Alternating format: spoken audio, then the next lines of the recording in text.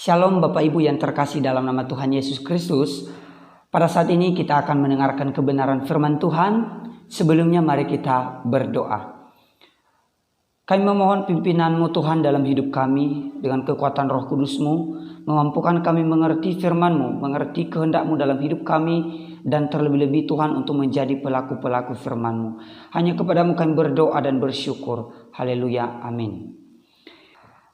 Bapak Ibu yang terkasih dalam nama Tuhan Yesus Kristus, dunia di mana kita berada pada saat ini, sejak manusia jatuh dalam dosa, itu sudah menjadi rusak. Bahkan sampai sekarang itu terus menjadi rusak. Dunia terus menawarkan kepuasan, baik dari segi harta, jabatan. Dia terus memberikan kepada kita tawaran-tawaran. Sehingga kita pun sebagai manusia terus mengingini sesuatu itu.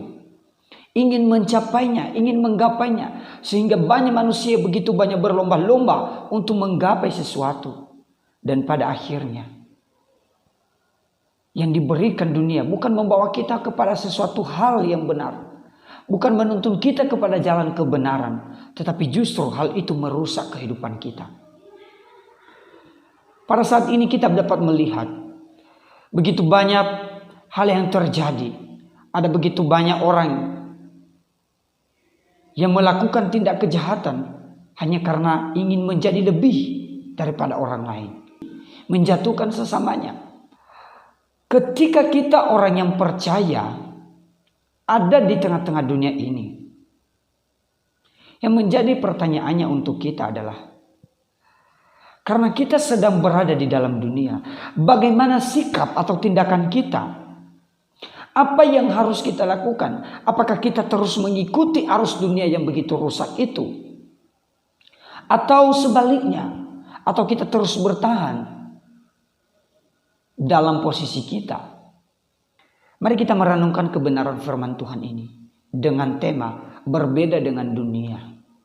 Sekali lagi berbeda dengan dunia. Kita harus berbeda dengan dunia. Kita adalah orang-orang yang telah dipilih Allah untuk diselamatkan. Kita adalah orang-orang yang telah dimerdekakan, yang telah dibenarkan oleh Allah. Maka kita harus berbeda dengan dunia. Oleh sebab itu, mari kita merenungkan kebenaran firman Tuhan. Dari kisah yang sudah sangat tidak asing lagi bagi kita, yaitu dalam kisah Nuh. Pasal 6. Yaitu di Kejadian pasal 6 ayat 9. Saya membacakan kepada kita. Inilah riwayat Nuh. Nuh adalah seorang yang benar dan tidak bercela di antara orang-orang sezamannya. Dan Nuh itu hidup bergaul dengan Allah. Bapak Ibu yang dikasihi dalam nama Tuhan Yesus. Kita dapat melihat ketika kita membaca secara utuh pasal 6 ini.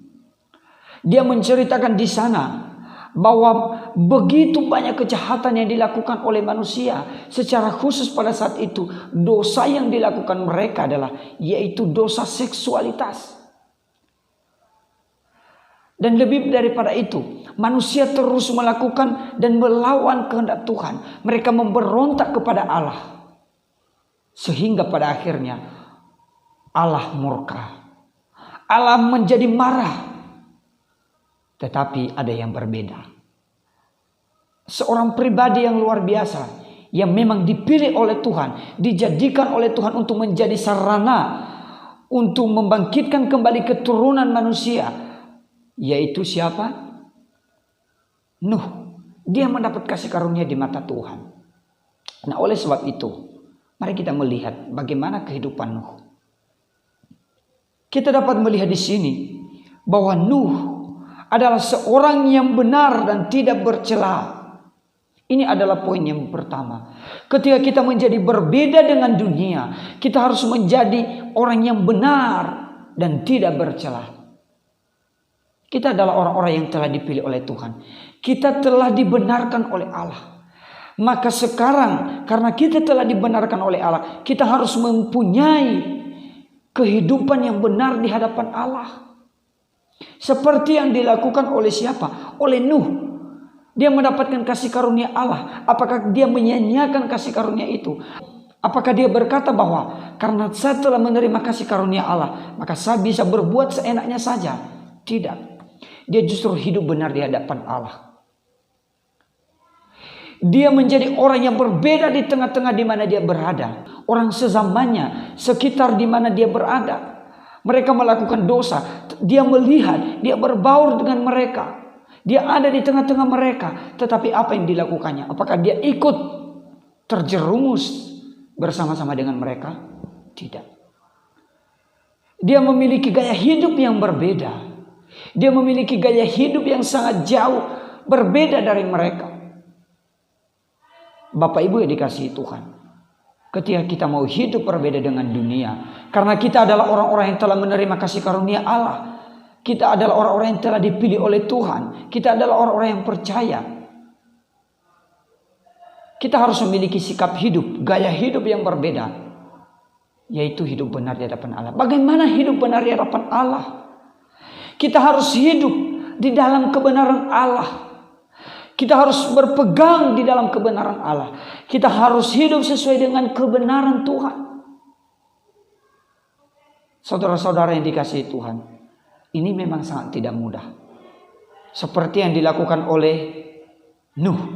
Tetapi pertanyaannya, kalau Nuh adalah orang yang biasa yang mampu melakukannya, mampu mempertahankan hidupnya sebagai orang yang telah dipilih Allah, mampu mempertahankan hidupnya sebagai orang yang telah menerima kasih karunia Allah, dia mempertahankan hal itu, maka apa yang tidak mungkin juga ketika kita bisa dalam kehidupan kita. Kita bisa, tetapi sering hidup kita terus kita kembalikan kepada nafsu kita. Kita memberikan hidup kita dikontrol oleh dosa. Kita memberikan hidup kita dikontrol oleh keinginan-keinginan daging kita. Sehingga kita kembali kepada kehidupan kita yang lama. Kita kembali memberi diri kita untuk diikat oleh dosa. Apakah demikian harusnya kita sebagai anak-anak Tuhan? Tidak. Kita harus mempersembahkan hidup kita hanya untuk Tuhan. Hidup bagi Allah. Hidup bagi Allah adalah kita memberi sepenuhnya hidup kita hanya untuk Tuhan, bukan untuk dunia. Kalau dunia membuat kita bisa jatuh, kalau dunia merenggut kehidupan kita untuk bisa kembali kepada kehidupan yang lama, untuk bisa berbuat dosa, maka kita mempertahankan hal itu. Kita membawa hidup kita kepada Tuhan. Kita tidak mampu melawan dunia, tetapi karena hidup kita yang memiliki hubungan dengan Tuhan, yaitu memberikan hidup kita dengan Tuhan, maka hal itu yang menjadi kekuatan bagi kita untuk melawan godaan dunia. Hidup benar dan tidak bercela artinya apa? Menjaga kekudusan hidup. Menjaga kekudusan hidup. Nuh di tengah-tengah orang-orang yang begitu melakukan kejahatan pada saat itu, dia terus mempertahankan kekudusan hidupnya. Dia melihat kiri kanannya, orang berbuat dosa. Dia melihat sekelilingnya, mereka terus berbuat jahat. Tapi dia mampu bertahan. Dia mampu mempertahankan kekudusan hidupnya di hadapan Tuhan. Kenapa? Karena dia menyadari bahwa dia adalah milik Tuhan. Bapak Ibu, hidup kita adalah milik Tuhan. Kita adalah orang-orang yang telah dikuduskan oleh Tuhan. Hidup kita adalah orang-orang yang telah dipisahkan oleh Tuhan. Dipisahkan dari dunia. Walaupun kita masih ada di dalam dunia, tetapi secara esensial hidup kita telah berbeda dengan dunia. Maka hidup kita bukan sama lagi dengan dunia. Gaya hidup kita berbeda dengan dunia. Pemikiran kita berbeda dengan dunia. Gaya bicara kita berbeda dengan dunia. Tindakan kita berbeda dengan dunia. Yesus Kristus, salah satu yang menjadi godaan bagi dia adalah ketika iblis menawarkan sama dia, yaitu kekuasaan yang ada di dunia.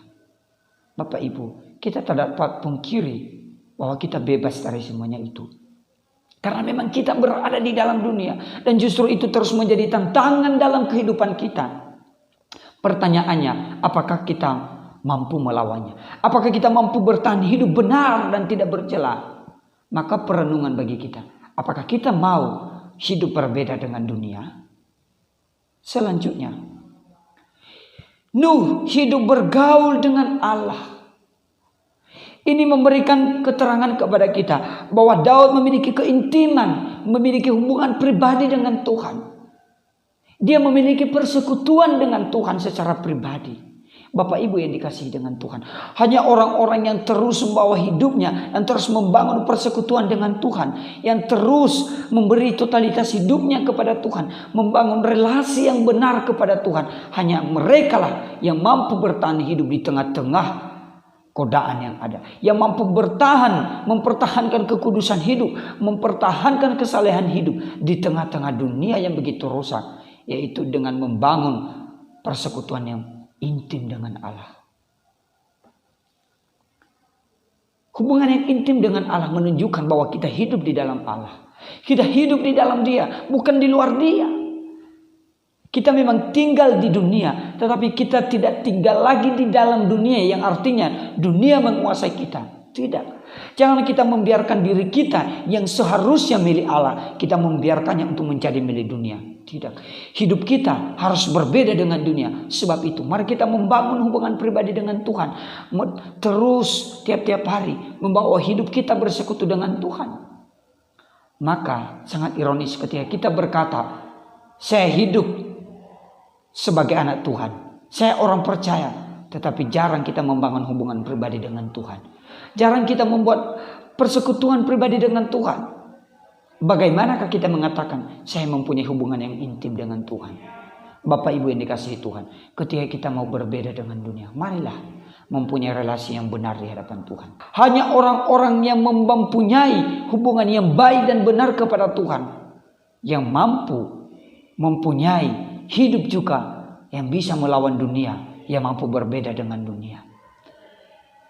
Oleh sebab itu Bapak Ibu yang dikasihi dalam nama Tuhan Yesus Kristus, marilah kita pada saat ini, kita yang mendengarkan kebenaran firman Tuhan ini, mari kita merubah. Jika selama ini kita mungkin sudah rusak, kita sudah mengikuti arus dunia. Tidak salah kita mengikuti perkembangan zaman, tetapi jangan sampai kita dikuasai oleh dunia. Jangan sampai kita dikuasai oleh perkembangan zaman, tetapi justru kita menunjukkan identitas kita. Kita menunjukkan bahwa kita adalah orang yang benar di hadapan Tuhan, orang-orang yang telah dibenarkan oleh Tuhan, sehingga itu menjadi bukti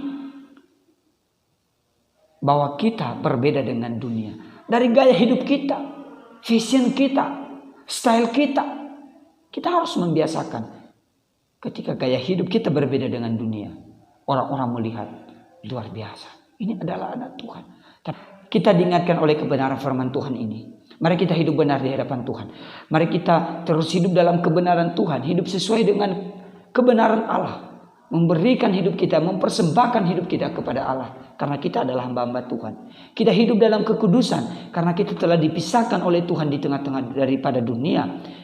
Kita dipisahkan oleh Allah dari dunia ini. Mari kita bergaul dengan Allah. Membangun hubungan pribadi dengan Allah. Membangun persekutuan yang intim dengan Tuhan. Sehingga hal itu yang memampukan kita untuk bisa terus hidup di tengah godaan dunia. Dan kita tetap berdiri teguh di atas dasar yang benar. Mari kita bersatu dalam doa. Tuhan, kami bersyukur. Firman mengingatkan kami bagaimana kami harus hidup benar. Hidup berbeda di dunia ini Tuhan. Karena kami tahu bahwa dunia ini terus rusak. Dan kami harus berbeda. Kami harus membawa perubahan. Kami harus membawa sesuatu yang berbeda Tuhan di tengah-tengah dunia ini. Tuhan mampukan kami. Roh Kudus-Mu menolong kami. Terpuji nama-Mu Yesus Kristus. Kepadamu kami berdoa. Amin. Demikian kebenaran firman Tuhan. Kiranya Tuhan Yesus memberkati kita semua. Shalom.